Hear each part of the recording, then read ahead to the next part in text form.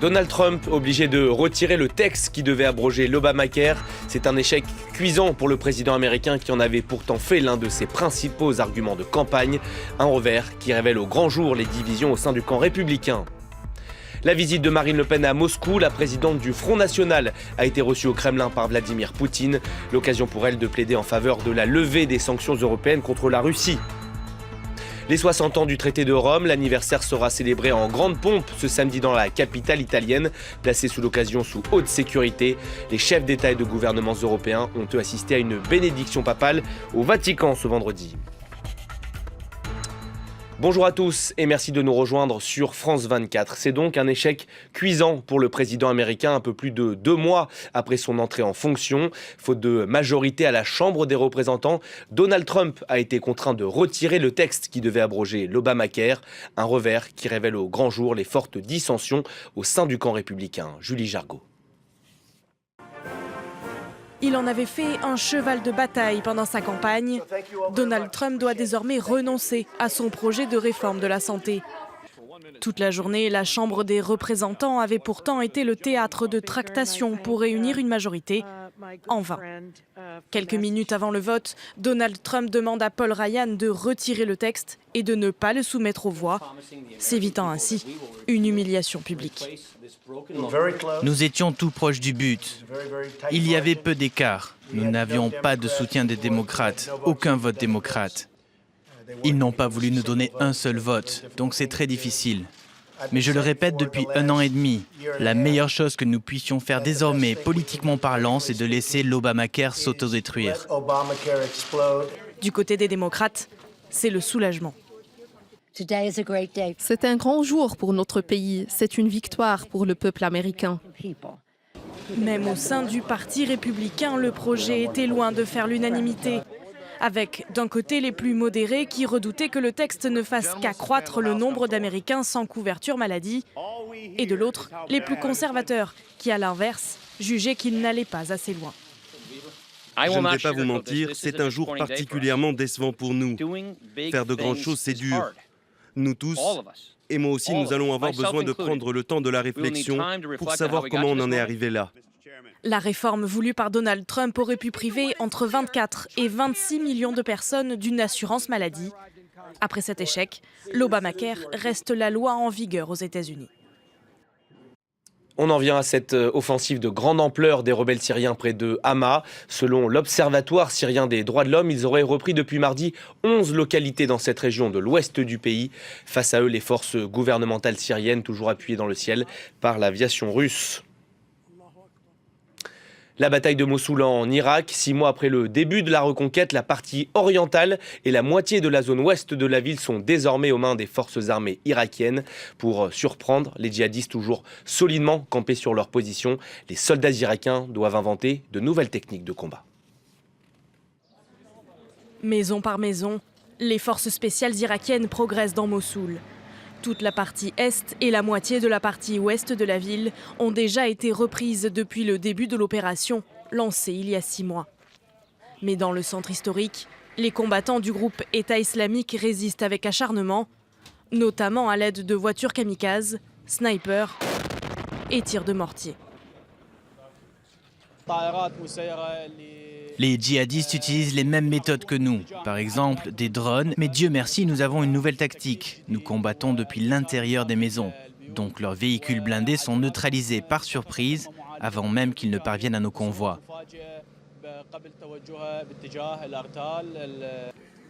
Les combattants de l'organisation État islamique utilisent aussi de plus en plus souvent la population comme bouclier humain, d'où la principale difficulté pour les forces irakiennes, épargner les civils, pris au piège de leur propre maison. Les raids aériens du 17 mars dernier auraient causé la mort de dizaines d'entre eux, selon la protection civile irakienne. Nous sommes capables de distinguer les civils des combattants de l'organisation de l'État islamique.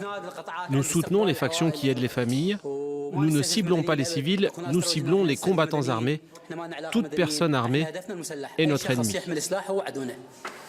D'après le Haut Commissariat des Nations Unies pour les réfugiés, environ 400 000 habitants vivraient encore dans la vieille ville de Mossoul, sans eau potable, ni électricité, ni ravitaillement en nourriture. Direction à présent l'Égypte où Hosni Moubarak a été libéré ce vendredi. L'ancien président, âgé aujourd'hui de 88 ans, a quitté l'hôpital militaire du Caire où il a passé l'essentiel de ses 6 années de détention. En 2012, il avait pourtant été condamné à la perpétuité.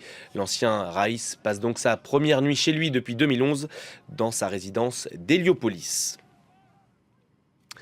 Germain Katanga devra verser 250 $ symboliques à chacune de ses 297 victimes, décision de la Cour pénale internationale, la CPI. Cet ancien chef de milice congolais avait été condamné en 2014 pour complicité de crimes de guerre et crimes contre l'humanité. Natacha Milray.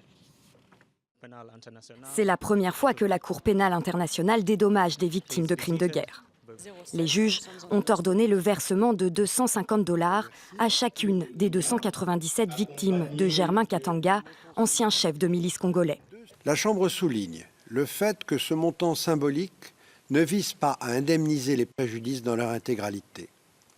Cependant, la Chambre estime que ce montant permet de soulager les préjudices subis par les victimes d'une manière significative. En plus de dédommagements individuels, des actions collectives ciblées ont été exigées. Aide au logement, soutien psychologique ou aide à l'éducation. Au total, l'ancien chef de guerre sera tenu de verser $1 million au titre de préjudice physique, matériel et psychologique. C'est bien en deçà de l'estimation faite par les avocats des victimes. En 2014, Germain Katanga a été reconnu coupable par la Cour pénale internationale de crimes de guerre lors de l'attaque du village de Bogoro, au nord-est de la RDC. Attaque qui avait coûté la vie à près de 200 personnes en février 2003. L'ancien chef de guerre purge actuellement sa peine à Kinshasa. Il est également poursuivi par la justice de son pays pour des faits similaires. La Guyane, confrontée à un mouvement social de grande ampleur, blocage, manifestation, le territoire est à l'arrêt. Pour trouver une solution, le Premier ministre Bernard Cazeneuve annonce l'envoi d'une mission interministérielle de haut niveau. Elle partira de Paris ce samedi. Luc Bazizin. Une colère qui paralyse tout un territoire. Des routes barrées, des ronds-points bloqués, les écoles fermées jusqu'à nouvel ordre. Depuis lundi, la situation reste tendue en Guyane, où 22% de la population est au chômage. Les revendications portent sur l'accès aux soins et le coût de la vie. À cela s'ajoute une forte inquiétude face à la délinquance. Il faut que toute la population se manifeste, on se bat pour toute la Guyane. Pour que les choses puissent bouger de manière générale, il faut impérativement qu'on arrive à une situation de rupture. Il n'y a pas de marché. Pour tout le week-end, il n'y aura pas de marché. Les grévistes incitent même les commerçants à fermer les magasins. Une pénurie d'essence est redoutée. Les files d'attente s'allongent devant les stations-service. Même les accès à la route du centre spatial guyanais sont bloqués. Après 3 reports successifs, finalement le lancement de la fusée Ariane 5 ne se fera qu'une fois la situation sociale réglée. On se rend bien compte que le plus important ici, c'est Ariane 5. Donc nous allons intensifier les barrages, les multiplier de façon à bloquer la Guyane totalement pour avoir gain de cause. L'avion d'Air France de ses passagers a dû faire demi-tour au-dessus de l'Atlantique pour revenir à Orly. Car avec des services de secours en grève, les gros porteurs ne peuvent plus atterrir à Cayenne. Le mouvement de colère en Guyane semble maintenant s'installer. Plus que 29 jours avant le premier tour de l'élection présidentielle ici en France, François Fillon était ce vendredi à Biarritz. Le candidat des Républicains a réitéré ses attaques à l'encontre de François Hollande, qu'il a accusé jeudi d'être à la tête d'un cabinet noir. La seule façon de sauver la gauche, c'est de tuer Fillon. Fin de citation. Marine Le Pen, elle, continue de forger sa stature internationale. Elle était ce vendredi à Moscou, où elle a rencontré le président russe, Vladimir Poutine. Si elle est élue la présidente du Front National l'a dit, elle demandera la levée des sanctions européennes contre la Russie. David Gilbert. Un petit salon modeste du Kremlin qui sert à des rencontres informelles. Mais les caméras sont bien là pour immortaliser l'instant. Marine Le Pen a enfin obtenu la rencontre censée lui octroyer sa stature internationale. Et elle a du mal à cacher son émotion. Merci Monsieur le Président de m'avoir accordé cette entrevue. Vous le savez, je plaide depuis longtemps pour que la France et la Russie reprennent des relations. Une candidate à l'élection présidentielle qui s'engage à œuvrer pour une levée des sanctions européennes contre Moscou. Vladimir Poutine ne peut qu'approuver, même s'il se défend de toute ingérence dans le scrutin. Bien sûr. Je sais que la campagne électorale en France bat son plein. Nous ne voulons en aucun cas influencer le déroulement des événements. Pourtant, cette rencontre inhabituelle d'une candidate à un mois d'une élection ressemble bien à une offrande faite à la présidente du Front National. D'autant que le pouvoir russe a souvent fait preuve de sympathie envers les mouvements d'extrême droite. Et alors que cette rencontre présidentielle n'était toujours pas confirmée dans la matinée, Marine Le Pen défendait déjà sa vision d'un rapprochement devant le président de la Douma, le Parlement russe. Je souhaite évidemment, et je l'ai toujours dit, que la Russie participe de cette réflexion qui doit être celle des nations libres contre le terrorisme islamiste. Le terrorisme comme trait d'union. Marine Le Pen tient en tout cas son tête-à-tête avec un leader d'une grande puissance après avoir échoué à rencontrer Donald Trump à New York en janvier dernier.